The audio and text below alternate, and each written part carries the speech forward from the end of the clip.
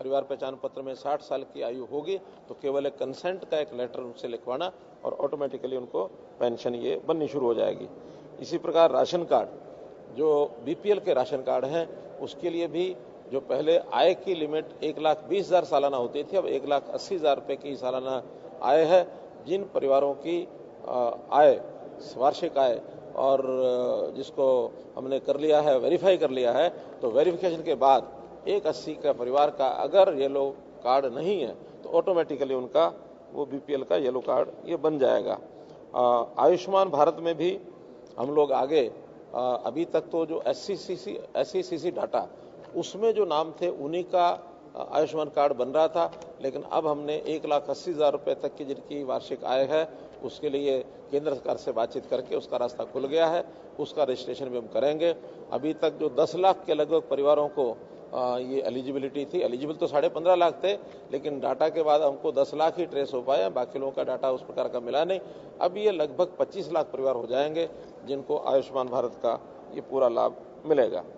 Haryana engineering works portal, जितने engineering के काम हैं उनके जो कॉन्ट्रैक्टर्स हैं उनके लिए ऑनलाइन अब टेंडर होगा, ऑनलाइन ही वो आगे अपना सारा काम उसमें दर्ज कर सकेंगे, इंक्लूडिंग देयर बिल्स, पेमेंट्स वगैरह सब ऑनलाइन होगी। तो इसमें भी हमने जो उनके लिए बहुत सुविधाएं, सहूलतें ये बनाई हैं। ऑनलाइन ट्रांसफर पॉलिसी वो लगातार चल रही है। लगभग 342 कैडर वैसे हो गए हैं जिनकी कर्मचारियों का जो ट्रांसफर है वो ऑनलाइन ट्रांसफर होता है। परिवार पहचान पत्र का जो डाटा करेक्शन, उसके बारे में बताया है कि कई जगह शिकायत जो आ रही है, किसी का डाटा मानो गलत भरा गया है, तो उसको ठीक करने के लिए 2 बार तो चांस एप्लीकेंट जो परिवार है उसको ही दिया जाता है कि वो अपना डाटा ठीक कर सकता है, लेकिन 2 बार के बाद अगर कोई चीज़ उसकी गलती लगती है, उसको ठीक करानी है तो एडीसी ऑफिस के माध्यम से उसका जो है वो डाटा ठीक हो पाएगा। ऐसे ही कास्ट सर्टिफिकेट, ऑटोमेटिकली अब कोई भी व्यक्ति अपना कास्ट सर्टिफिकेट जा करके परिवार पहचान पत्र डाल करके वो निकाल सकता है, उसको किसी ऑफिस में उसकी वेरिफिकेशन के लिए जाने की जरूरत नहीं है। मेरी फसल मेरा ब्यौरा, ई खरीद और अंत में ऑटो अपील सिस्टम, कि जो राइट टू सर्विस एक्ट के अंतर्गत जितने भी चीज़ों की सर्विस के साथ टाइमिंग जोड़े गए हैं, उस टाइम में अगर उसको सर्विस नहीं मिलती है तो ऑटोमेटिकली उसकी अपील नेक्स्ट ऊपर के अधिकारी को हो जाती है। फर्स्ट अपील जो होती है, और वहाँ भी टाइम लिमिट है उसकी तय की हुई है, वहाँ उसका समाधान नहीं होता है तो सेकंड अपील जो है उसके पास वो चली जाती है, और अगर वहाँ भी हल नहीं निकलता तो फिर कमीशन के पास। अब कमीशन के पास बहुत कम अपीलें जा रही हैं, यानी फर्स्ट अपील और सेकंड अपील तक ही जाने पर वो समस्याएं हल हो जाती हैं और लोगों को जो सेवा है, सर्विस है, उनको मिल जाती है। तो मित्रों, इस प्रकार से ये आज 15 कार्यक्रम जो है ये हमने पोर्टल बना कर दिया। दिल्ली सरकार की तरफ से एक आरोप एक बार फिर लगाया गया है पानी को लेकर के। ये कहा गया है सत्येंद्र जैन की तरफ से कि वो खुद वजीराबाद का जो बैराज है उस पर गए थे, 675 फीट जो है पानी होना चाहिए था, 669 फुट जो है पानी मिल रहा है। इस वजह से कई जगह पानी की किल्लत है। हेल्पलाइन नंबर जारी किए गए हैं दिल्ली सरकार से। देखिए, जितना भी वो इस विषय पर झूठ बोल करके और फर्जी आंकड़े दे करके राजनीति करते हैं, ये दुर्भाग्यपूर्ण है, क्योंकि ये विषय एक बार नहीं कई बार सुप्रीम कोर्ट में भी जा चुका है। सुप्रीम कोर्ट ने मोहर लगा दी है कि ये जो है पानी हरियाणा से जितना मिल रहा है पर्याप्त, जो उनकी आवश्यकता क्या है, जितना उनका शेयर है, शेयर के हिसाब से उनको मिलता है। बल्कि एक बार सुप्रीम कोर्ट ने लगभग 250 क्यूसेक ज़्यादा पानी देने की जो बात कही थी वो भी लगातार चल रहा है। उनका 700 कुछ क्यूसेक पानी तो उनका शेयर है अलॉटमेंट, लेकिन अब 1000 और शायद 50 क्यूसेक वो टोटल उनको पानी दिया जा रहा है। और उसमें भी कंडीशन ये है, दोनों जो वो है उनके बैराज नहीं, दोनों जो बैराज हैं वो भरे रहने चाहिए, और उसका लेवल जो है वो मेंटेन करने के लिए हमारे लोग भी देखते हैं, दिल्ली सरकार भी देखती है, आज भी उतने ही है, कहीं उसमें कमी नहीं है।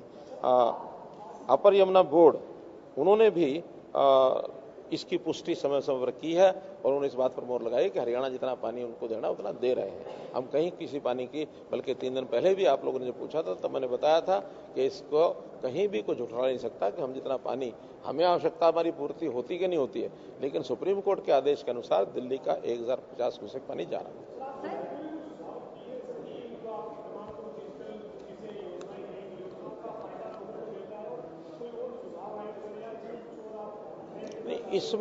इसमें लोगों की ओर से छोटी मोटी जो कठिनाइयां उनकी आती हैं उन्होंने ध्यान कराई है, और वो कठिनाइयां नोट कर ली गई हैं, उनको एक एक करके ठीक करेंगे, क्योंकि इसमें बहुत से पोर्टल तो ऐसे हैं जो पिछले 4-6 महीने से ही लागू हुए हैं।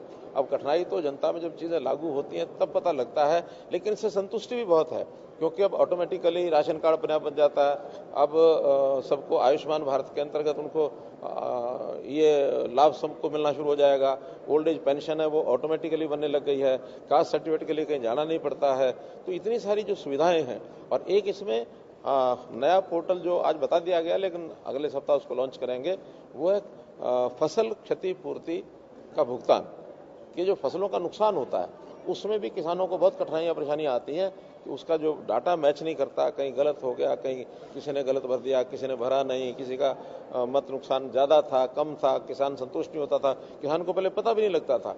लेकिन अब उसको हम जो है पोर्टल के माध्यम से किसान को भी सुविधा देने वाले हैं कि वो अपना जो खुद अनुमान है नुकसान का वो भी भरे, उसको भी पता रहना चाहिए, और फिर सरकार यानी जो डिपार्टमेंट का जो आंकड़ा है उसका मिलान करे, उसको अपील करनी तो अपील कर सकता है। सर, हाईकोर्ट में आज नगर निकाय चुनाव स्टॉक की स्थिति क्या है, क्योंकि जब से निर्यात में प्रतिबंध लगा है अंतर्राष्ट्रीय बाजार में भाव बढ़ गए हैं, स्थिति कैसी है? देखिए, हरियाणा में इस बार गेहूं की प्रोक्योरमेंट पिछले बार की तुलना में बहुत कम हुआ है, लगभग 50% ही प्रोक्योरमेंट हुई है। उसका कारण है कि एक्सपोर्ट खुला हुआ है, और एक्सपोर्ट खुला हुआ था, उसके कारण से व्यापारियों ने भी गेहूं खरीदा, जो प्रोक्योरमेंट का एमएसपी रेट है उससे भी ऊपर रेट पर खरीदा गया। अब चूंकि पहले एक्सपोर्ट चल रहा था, कुछ व्यापारियों ने एक्सपोर्ट किया भी है, 2 दिन से अब एक्सपोर्ट बंद कर दिया गया है, और हमने मंडियां भी दोबारा से खोली हैं कि अगर किसी किसान के पास कोई गेहूं बचा है, उसने बेचना है, तो 25 मई तक आकर के वो बेच सकता है।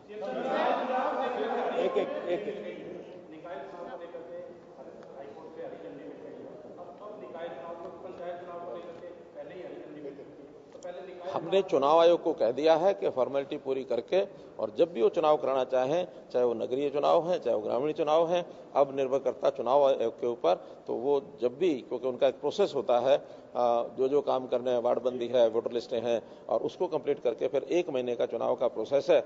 जब भी उनके सारे काम पूरे होंगे, फॉर्मेलिटी पूरी होती है। चुनावों को लेकर जो वार्डबंदी का काम है वो पूरा किया जा चुका है।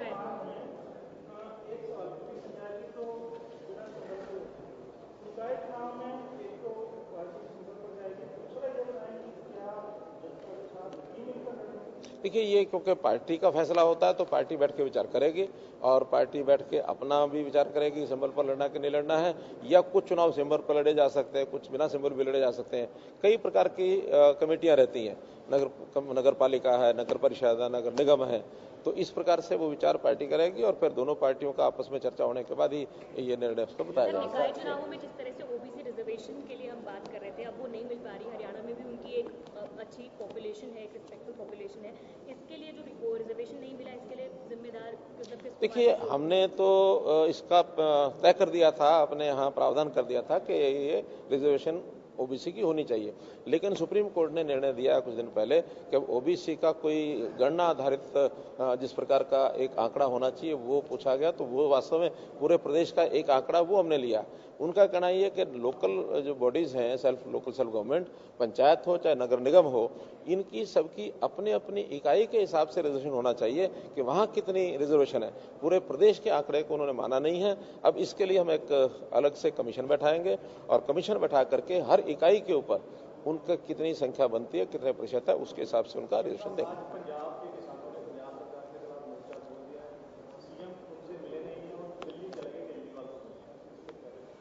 देखिए, हम तो पहले से कह रहे हैं कि जिस प्रकार की एक ओछी राजनीति करने के लिए इन्होंने लोक लुभावन नारे दिए और फ्री बीज का जो सिस्टम चलाया, जबकि पंजाब की आर्थिक स्थिति बुरी हालत में है, हम तो उसके पक्ष में न पहले थे न आज हैं। हम आज भी, मैं वही कहूँगा कि कैसे लोगों को उनके पैरों पर खड़ा किया जाए, हमारी स्टैंड अप पॉलिसी है। और वो लोग कहते हैं बैठे रहो, खाते रहो, हम मुफ्त देंगे, तो उनकी सिट डाउन पॉलिसी, हम कतई उससे सहमत नहीं है। इसलिए पंजाब का किसान, बिल्कुल स्वाभाविक है कि जो उन्होंने उनके सपने जगाए उसके बाद उनके ऊपर पूरा खरा उतर नहीं रहे, क्योंकि आर्थिक स्थिति ठीक नहीं है, तो किसान तो बगावत करेगा ही। तो इसलिए किसान ने बगावत की है, तो ये वो कैसे निपटेंगे, कैसे सुलझेंगे, ये उनका काम है। पहली बात तो 48 अभी नहीं हुआ, अभी 48 नहीं हुआ, थोड़ा सा नीचे आ जाओ। हाँ, पहले आप 48 से थोड़ा नीचे आ जाओ, 44-45 हुआ है। देखिए, अभी हमने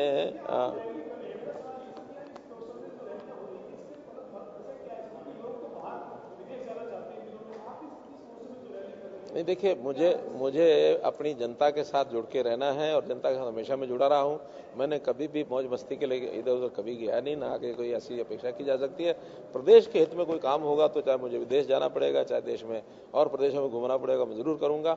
लेकिन ये रैलियां भी, ये मौसम ऐसा, मई का महीना, किसान भी खाली रहता है क्योंकि फसल उसकी कंप्लीट अप्रैल महीने में कर चुका होता है और मई के बाद ही अब ये बुआई का सीजन जो है ये जून जुलाई में ही शुरू होता है। इसलिए ये महीना उनके लिए भी ठीक है, हमारे लिए भी ठीक है। इसलिए रैलियां करना तो बड़ी जरूरी है, करेंगे। 29 तारीख को बहुत सारी रैलियां हैं, आप सिरसा में कर रहे हैं, केजरीवाल जी कुरुक्षेत्र में आ रहे हैं, जेजेपी की भी 29 तारीख को कोई और रह गया हो तो उसको भी आना चाहिए।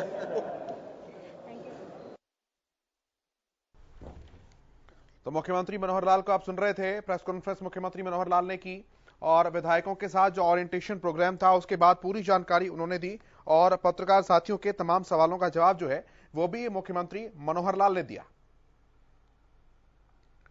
रैलियों को लेकर जब सवाल किया गया तो उन्होंने कहा कि किसानों का ये थोड़ा सा फ्री समय होता है जब कटाई हो चुकी होती है, फसल बिक चुकी होती है और बुआई का समय नहीं होता है, ऐसे में रैलियां की जाएंगी।